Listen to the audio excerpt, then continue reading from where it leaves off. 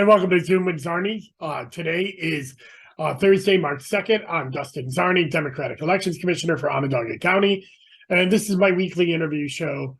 My guest this week is Ben Weinberg, who is with Citizens Union. It's one of the largest advocacy or oldest advocacy groups in New York City and in New York State.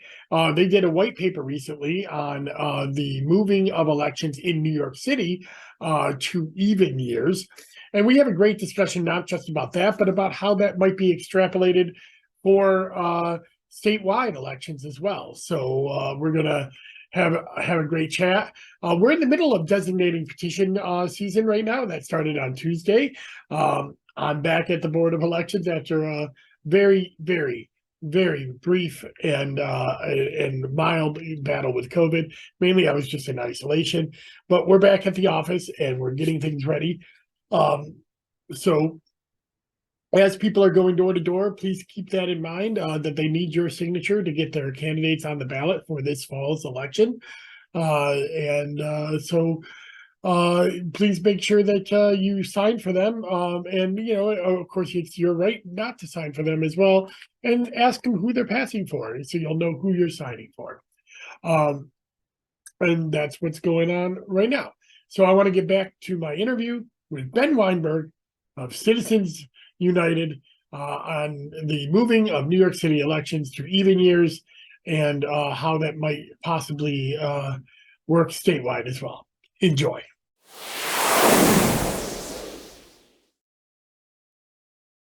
And we're back. And I'm happy to have my new friend, Ben Weinberg of Citizen Union. Citizen Union is putting forward some proposals about consolidating elections. And I felt in lieu of our testimony that we had a few weeks back where that was a big subject, that it would be great to have him on. Ben, thank you very much for coming on Zoom with Czarny. Thank you, Dustin. It's a pleasure. So you're with Citizens Union. The viewers of this podcast may see that we've already had Citizens Action on and Public Citizen on, a lot of citizen groups. But tell us a little bit about Citizens Union. What is Citizen Union? Sure. I hope I can I can identify that among all the different citizens.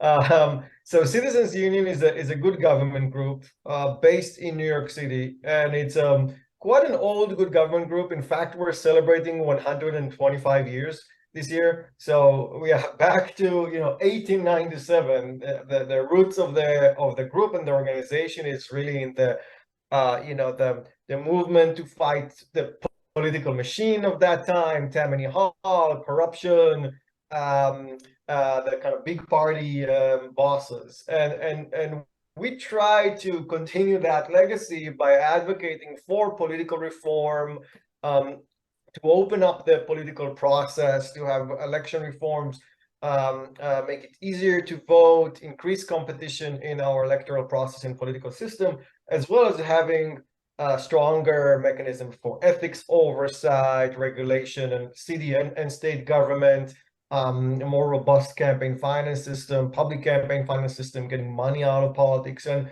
having generally a system of government with better accountability. In New York City, we do a lot of work on police accountability, NYPD and police officers.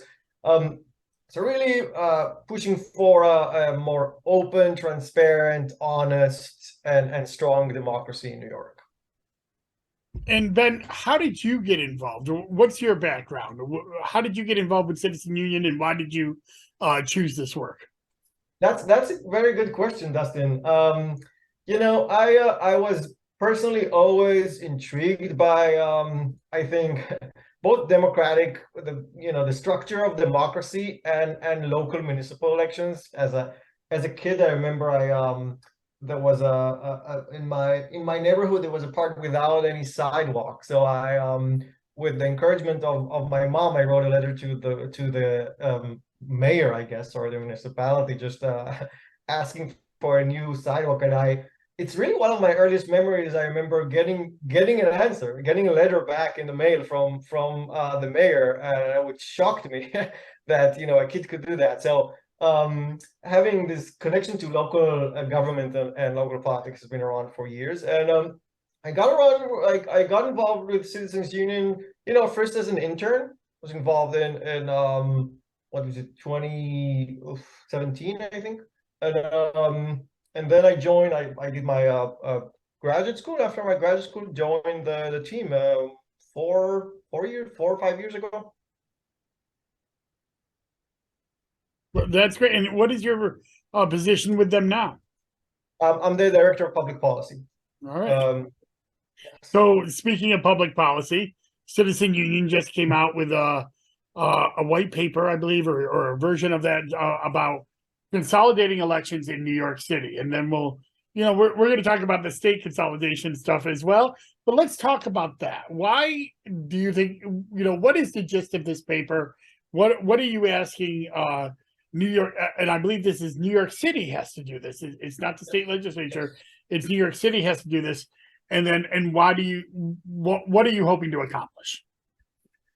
Yeah, so it's our focus is on New York City. It will have to go through the state legislature because it's in the Constitution. We'll talk about it in a moment. But it's a question of what are we hoping to accomplish. We, as I mentioned, for decades have been fighting and pushing for reforms in our election system, and we've had amazing success in the last few years, right? We have our early voting, we have pre-registration, we're going to have online registration, we have we're going to soon have a statewide public campaign finance system. So amazing things that really opened our electoral system, made it more equitable, more fair, and turned New York into somewhat of a leader in the election space. But what we have not yet been able to do is improve our horrible turnout rates, especially in local elections and in New York City, especially for the mayoral elections.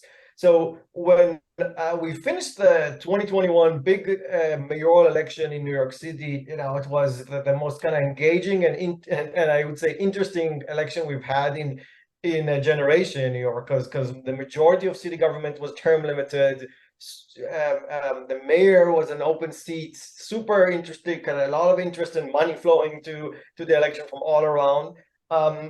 But yet, what we eventually had is a November general election with the lowest turnout in our city's history. So, and when we looked at the difference between voter turnout rates for different elections in New York City, you can really easily see a pattern between the type of year. So presidential elections, or presidential years, I should say, in New York City, we see like 61, 62% pretty constantly.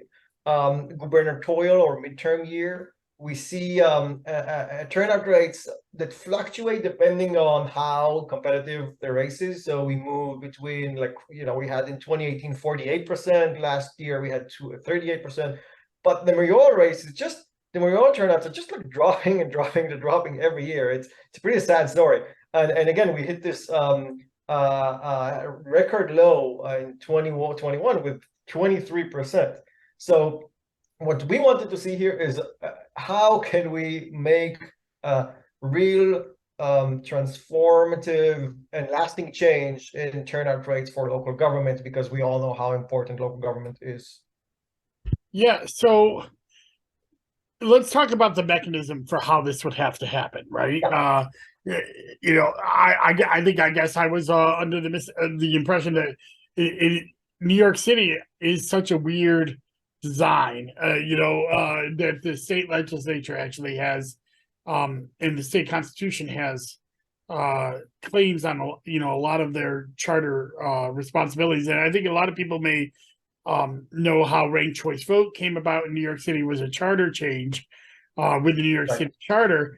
But to move their elections to even years, I guess we have to do something a little bit beyond the charter change there. Is that correct? Unfortunately, yes. So we are the only state that we're the only state that I know of that has in the state constitution a requirement that all cities hold their elections on odd numbered years.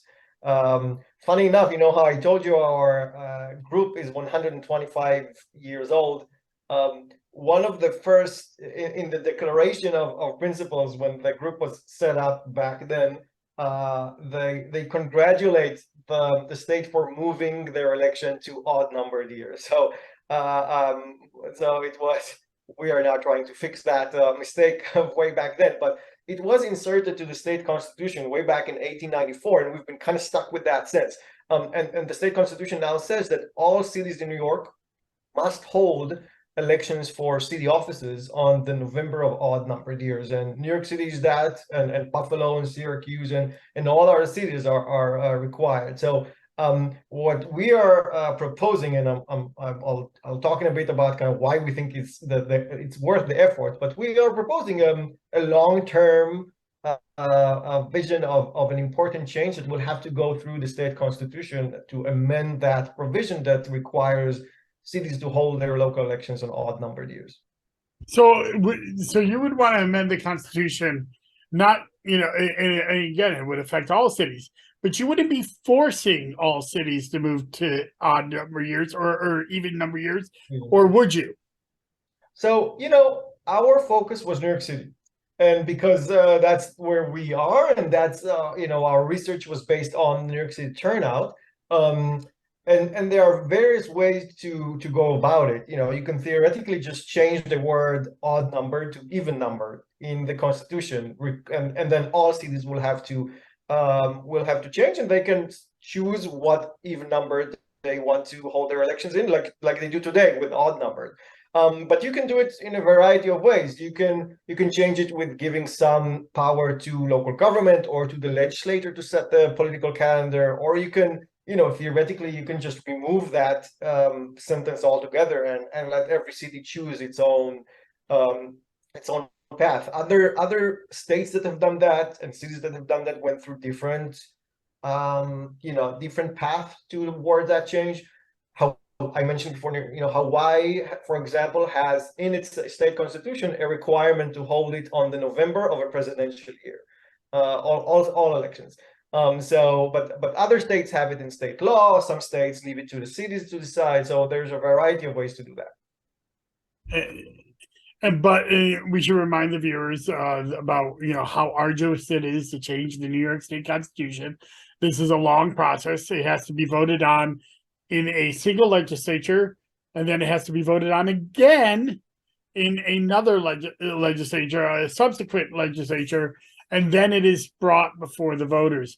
So this can be anywhere from a 2 to 4 year process, given when the votes happen and when you can start the votes. So if it doesn't get passed either this year or next year, then there's no way that this can be put in place in 20 I'm trying to do my math in my head, in 5 or 6 2026. So so that is that's why time is of the essence.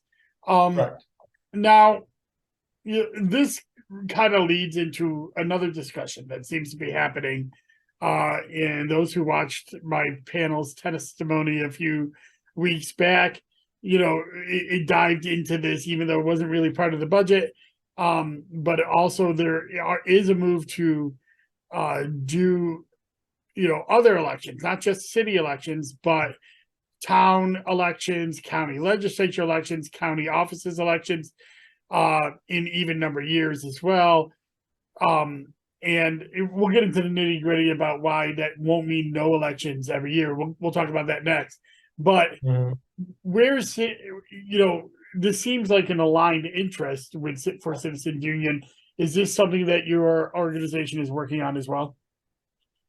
We are offering, I should say, we wanted to highlight the problem in the way the system works today in New York City, in the way we run our local elections in New York City. That is really voting in odd numbered years. Basically, it depresses turnout, and it hurts marginalized communities the most. It hurts young people the most.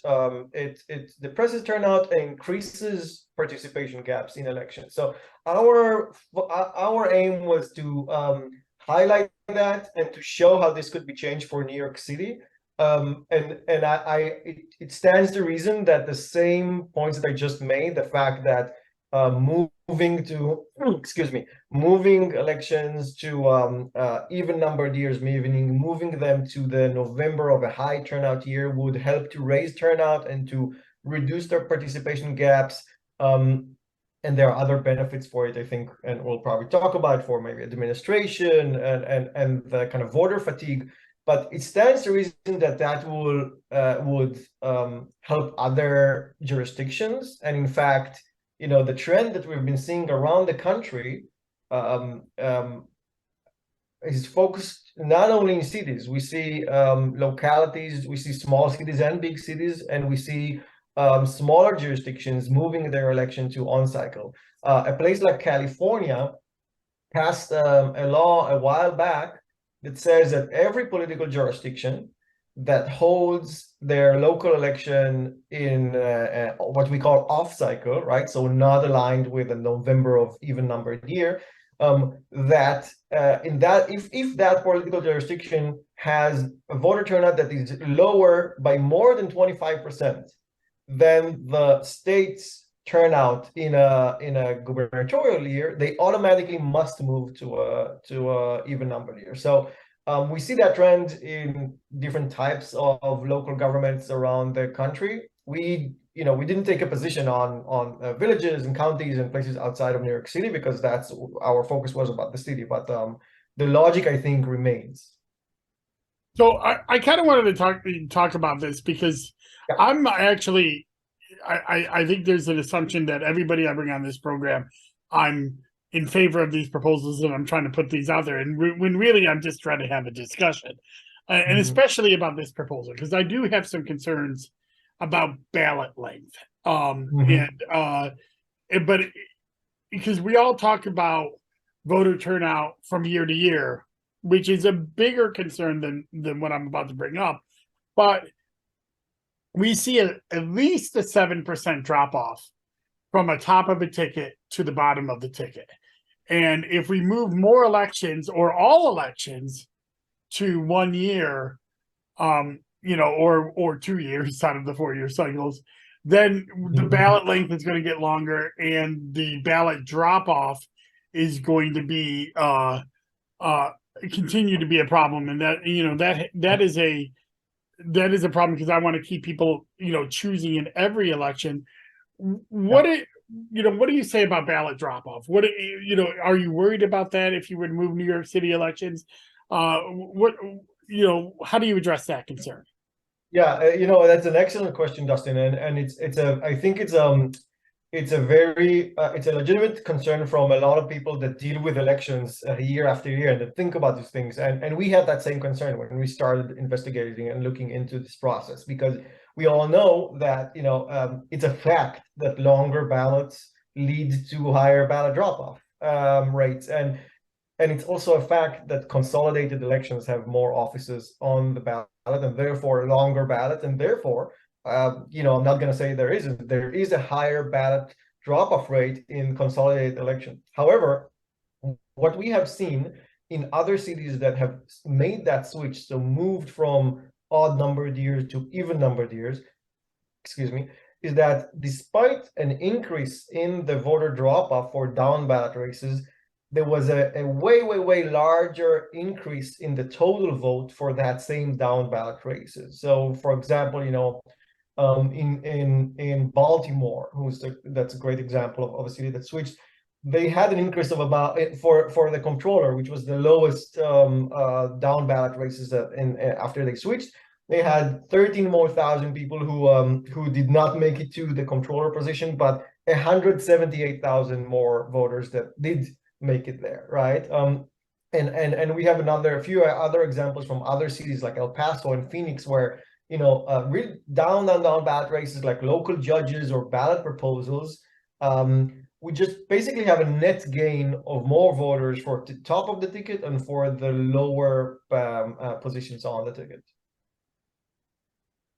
Thanks for making that point, because I actually, it's the same point I've made about village elections when I've tried to move village elections out of March and in June into November. I get the same rhetoric back that I just gave to you about that they'd be forgotten on the end of the ballot, and the data has shown that yes, there is a drop off, but there are still way more votes that happen in November than in March and June. And that's basically the same argument you're making with this as well, that moving to even years would still garner more votes, even if there is a larger ballot drop off.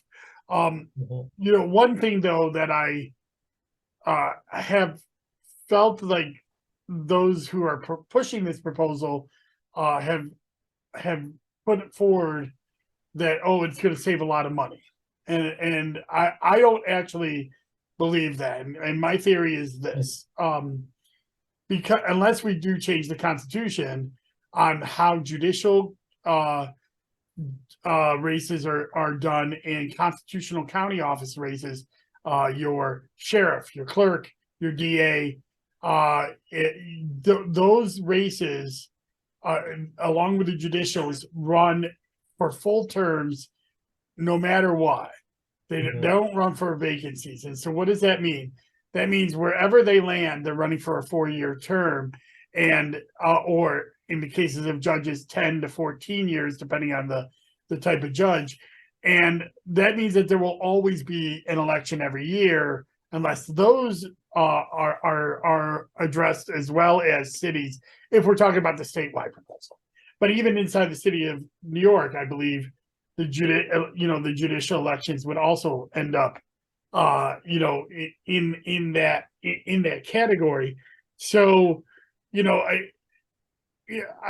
don't know if your proposal deals directly with the cost savings, but it's just something that I wanted to make a comment on, because I don't believe the cost savings is as grand as some of the people that have been doing the state proposal have said, because if there's a major party election, we're still opening every polling site, we're still having inspectors there, whether it's a lower turnout or not.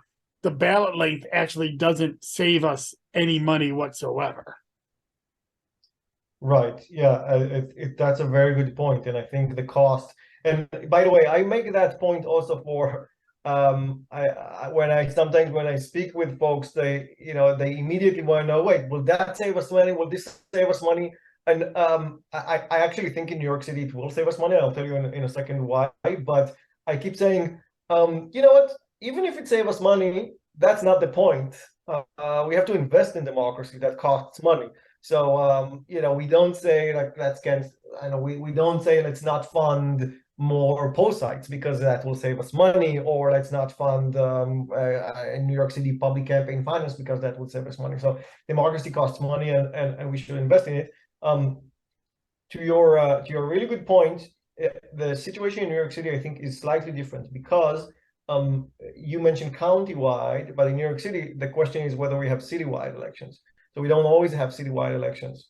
And then what we always have is, you're right, we always have currently some elections. And even if we move the municipal elections to even numbered year, we'll have DAs and we'll have judges. But the DAs and judges are borough, are countywide in New York City. So we won't necessarily have a citywide, and they are more often than not actually uncontested. And when we compare the expenses of the New York City BOE on elections every year in the last decade, we found that the cheapest year was 2015. That was the last year with no citywide election, right? We had basically the kind of environment we envision, only those kind of judges and DAs.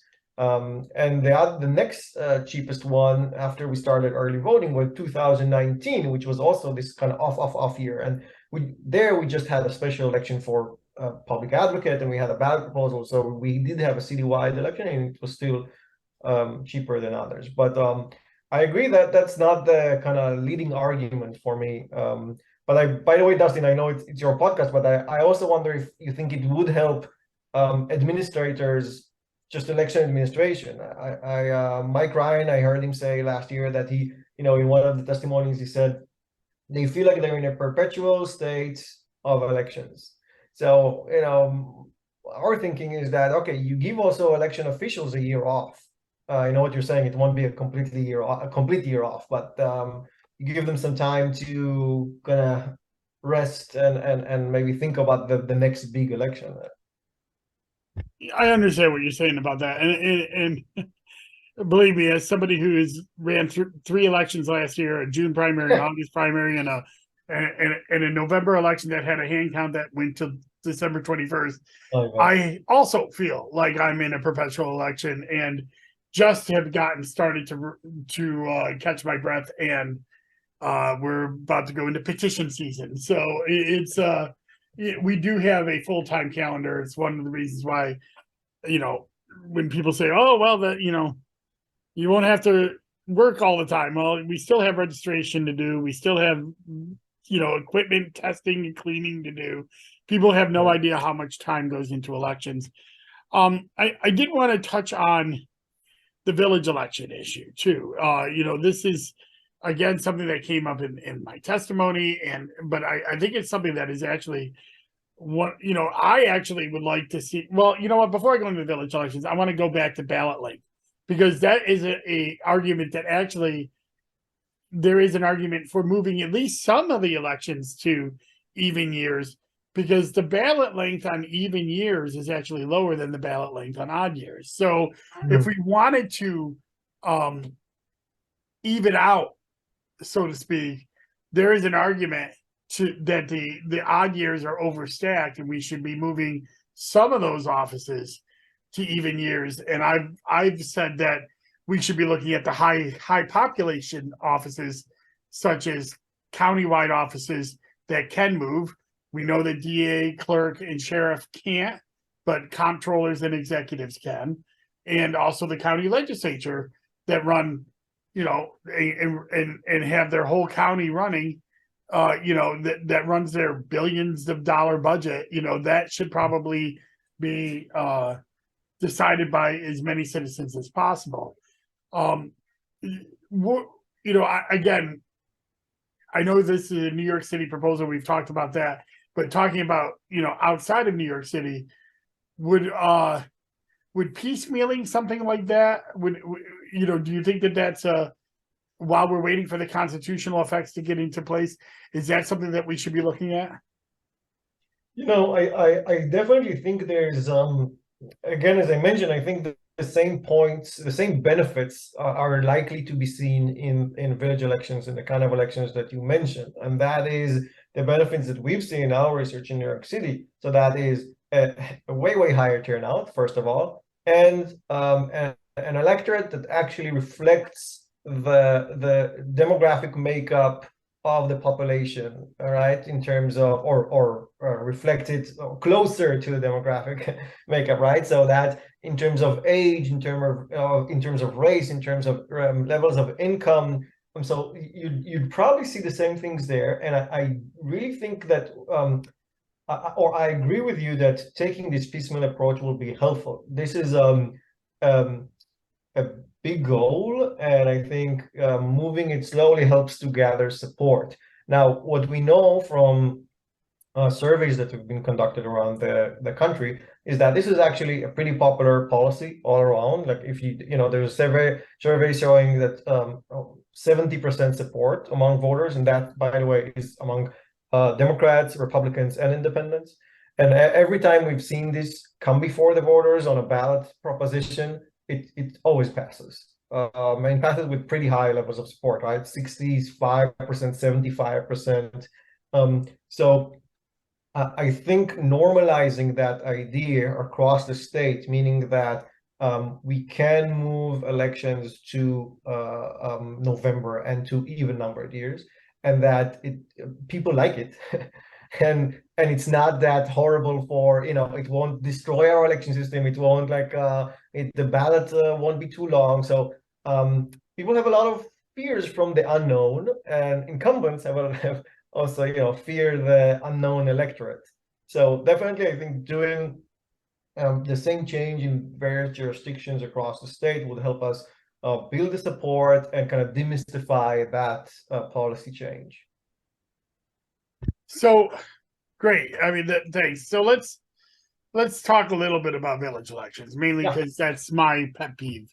Because I think we overlook this when we're sometimes we like to take big grand swings to improve democracy when little things actually make a big difference. And I talked about the wrong church, wrong pew legislation last year that is going to save thousands upon thousands of ballots, and people just thought it was too wonky. And now that it's passed, we're going to see that it's going to save thousands of ballots. This is another thing that when we're talking about the whole moving of elections, we should really think about what is going on in villages. And there are a substantial amount of citizens throughout New York State that live in villages, and those villages choose to have elections not just in odd years, although some of them even have them in even years, but they have them in March. They have them in June, and not only is that a suppressive effect, but it makes competition hard, because they're walking petitions around Christmas time. Nobody knows how to get on the ballot in these weird areas. They're not focused on that. It's hard to recruit candidates because people aren't focused on that. When everybody else is walking petitions and getting ballot access, that's when they think they got to do it. And then of course what we've seen in Onondaga County is we had 5 villages move to November, and all of the villages had a ridiculous amount of participation, not just in voter participation, but in candidates as well. I mean, there was always more candidates on the ballot, more competition, and it didn't just like help Democrats. There was, our largest village of Solvay flipped to Republican when they went to November. So, it's not. And also there's a lot of villages that flipped that kept their nonpartisan status in their village, and they chose not to run on parties, and it was fine. So, hey, do you have any thoughts on that? I mean, this village question is something that I like to bring up because it's kind of a thorn in my craw, because I've tried to get more villages in Onondaga County to move, and they would save 100% of their balloting costs. Now they have to pay for it, and they would save 100%. And they're, talk about, wasting taxpayer money.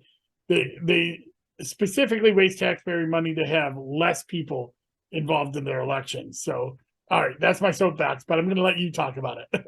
No, I want to hear more. That's so fascinating, and it's incredible to see the change that you talk about. That's exactly what we see across the country. I mentioned some of the examples of cities that move, but academic research, there's been, for example, a lot of research done in UC Berkeley and UC San Diego on this issue. The strongest benefits are always in the jurisdictions that move it from the middle of the year to November, because there's so many reasons why. You listed some of them. There are so many reasons that turn off the vote in those March, April elections. There's literally no reason to do it in that time. The only reason is that there's either some historical random fact that created that situation in the first place, or usually the inertia or the will of the incumbents or the political holders of power in a certain area to keep the electorate that they know they can win.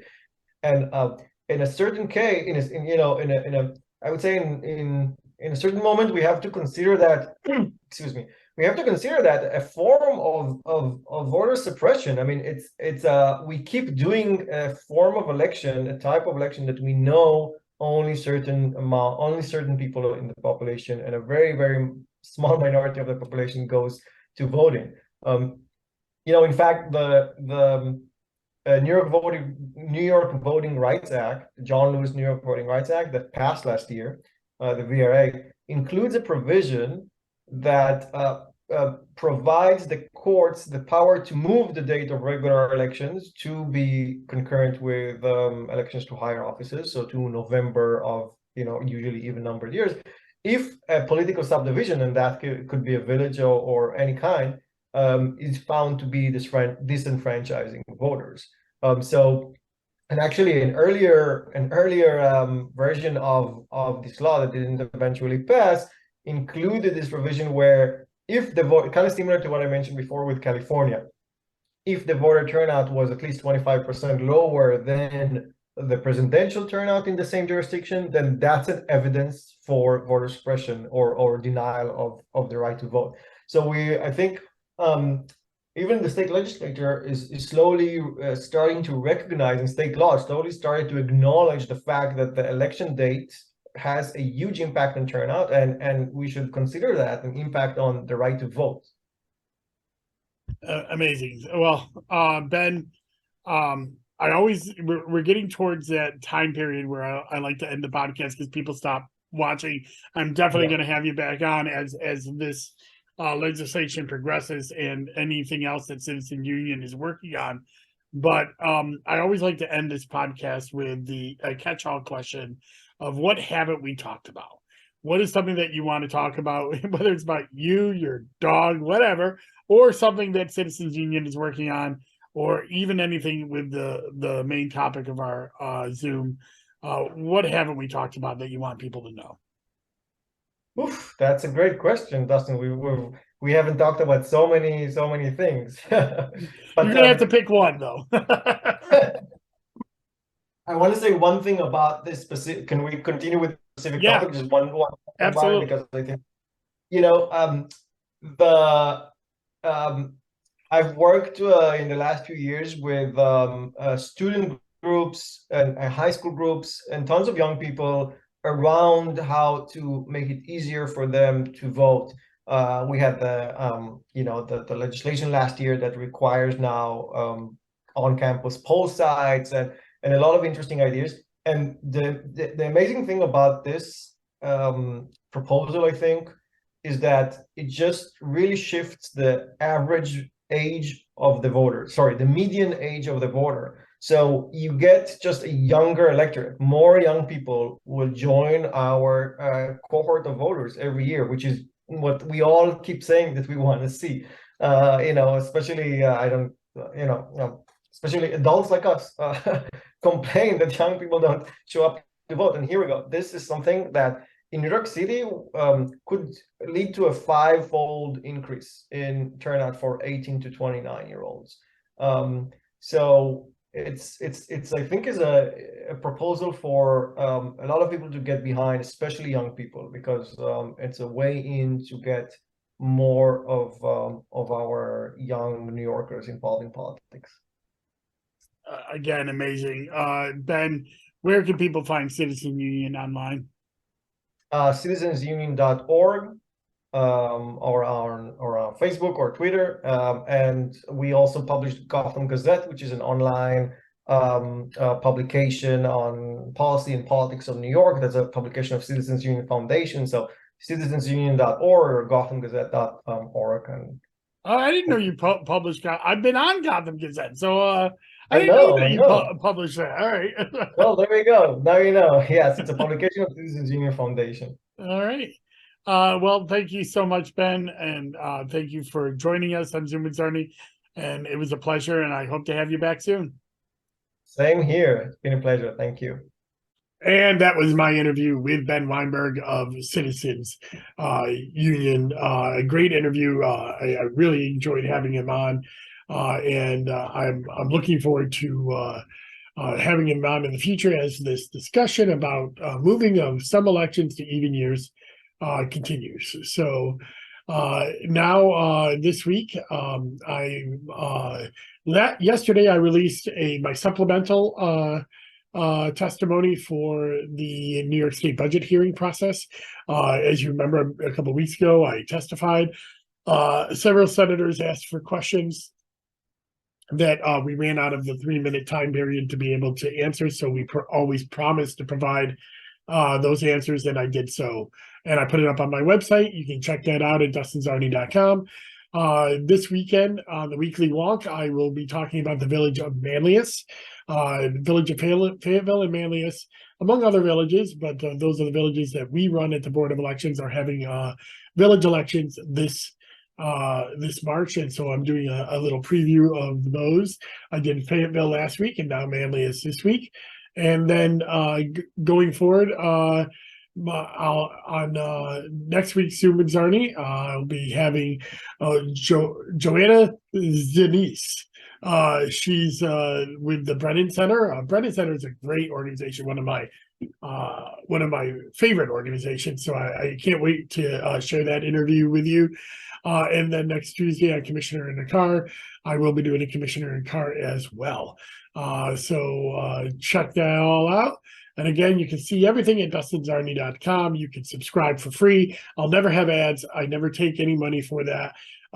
This is part of my public outreach, and it's all paid for by me, and it's something that I like to do to keep people informed. So check it out, and you can subscribe and get a notice every time I post something.